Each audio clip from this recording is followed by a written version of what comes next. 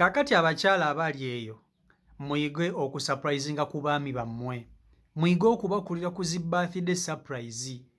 Nga naawe bw'oyagala omwami wo oba boyfriend wo aleme kwerabira nti olinayo amazaalibwa, naawe teweerabira nti naye omwami wo olina okumuddiza gwe ky'oyagala kukolere. Abakazi abamu muli eyo ng'omwami wo bwe yeerabira nti mazaalibwa go ku lunaku olwo osobola okunyiiga ne mu kisenge n'oddukayo n'oyagala okusula mu ntebe olw'okuba omwami yabyerabidde. Kyokka ate olunaku lw'amazaalibwa g'omwami we lutuuka gwe weekolera bibyo toyagala kumanya, nze neerabidde. Kati kye mwagala babakolere nammwe mukiddiza eri abaami. N'abaami nabo baagala okuddizibwa, nakyo bakyetaaga, nabo badizaavinga essanyu ly'oyagala bakuwe nawe liddize ku mwami wo ng'okumusiima. Kakati akatambiko olaba kano, omukyala yakoledde bbaawe birthday surprise. Yamukoledde birthday surprise eri eyaddala. Era nga bw'omulaba oyo mu katambi kano akasooka, omwami atudde ne bamwambaza n'engule nga kabaka. Omukyala n'amugamba yegwe kabaka waagana amaka, yegwe nantameggwa nantawunyikamu. N'amwambaza engule n'amugamba taata weebale okutabaala byalo, era n'amukolera ka birthday n'amugulira keeki ne busooda. Omwami yabadde musanyufu. Oyinza okulaba ka birthday kano ng'aka layisi naye kategeeza ekintu kinene nnyo bw'oba ng'okakoze. Kaba n'amakulu ameekusifu mangi. Teweetaga omuntu gw'oyagala, teweetaga mukolera by'amaanyi. Abakazi mmwe abaagala ennyo lakizale. Kwegamba omusajja ayinza okugulira keeki ey'emitwalo 5 n'ogikasuka ng'oyagala ya mitwalo 15. Abakazi mmwe balina ako akatijjo, naye abasajja tebalina ekyo. Omukazi we kyabasobodde, omusajja kyagenda nakyo. Omukazi era bwe yamaze nayimbira mu mwami we akayimba nti mpulira okwagala kususse era yeggwe malayika wange, yeggwe mbadde ninda, yeggwe.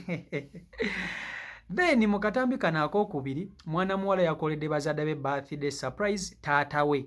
Gabadde mazaalibwa ga taata we. Omuwala yabadde yakava ku kyeyo n'agamba bannange sobola kwerabira kukuliza taata wange birthday, era naye teyeerabidde. N'asiba taata we kantuntunu n'alyoka amuleeta naye n'amukuba ka surprise ka keeki n'ebimuli bambi. Taata yabadde musanyufu. Omuntu yenna okusanyusa omuntu omwagalwawo teweetaaga kuteekawo bukadde na bukadde bwa ssente. Kola akantu nga katono naye nga kava ku mutima, olaba oba gwokakolera talisiima. Kankutuseeko vidiyo zino ozirabireko. Nkusaba vidiyo gimpereka like. Ku zino ebbiri eriwa gy'ogenda okukola mjimbuulire. Ogenda kukola eno vidiyo A oba vidiyo B. Vidiyo B, vidiyo A ye y'omukyala eya surprisinze bbaawe ne birthday. Vidiyo B ye y'omuwala eya surprisinze taata we ne birthday. Kati ku taatawo ne bbaawo ani gw'ogenda okusooka okukuliza birthday? Answer mu comment section. Vidiyo yiyo.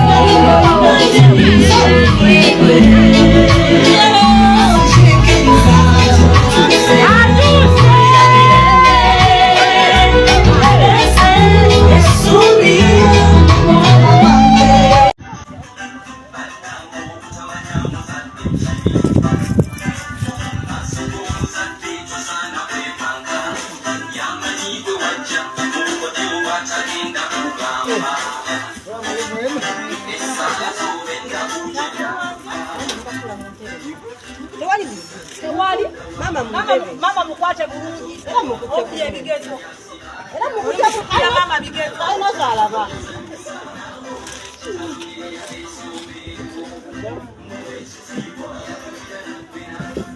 Mama tiwa bisaka. Kugende kola. Mama, kola mwe kwa. Tula wa. Tula kola. Akala bijala. Agenda kulaba. Agenda laba.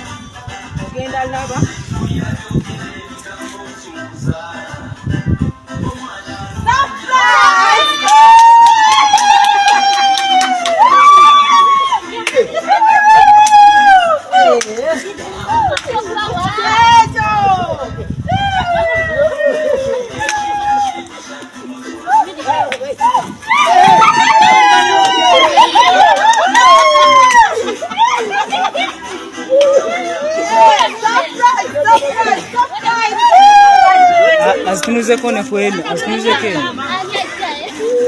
Haba tunuza ate.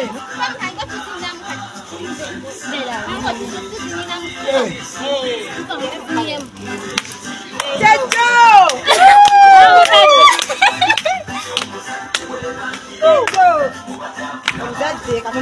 Omuzadde yoyo.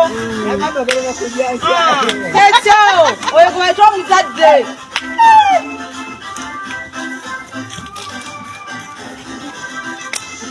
Kwata kwa madina wata.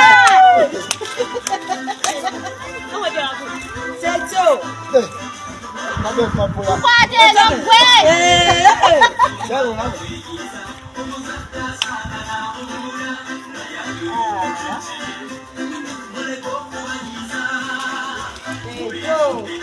Checho. Basanyufu birajja. Lukunda ngato sanyuma. Bakaka abana bakulabe waka. Mama wewe sanyufu. Wewe na mazina nnyo. Checho mpa. Omulabe bwaddiga. Kona. Checho.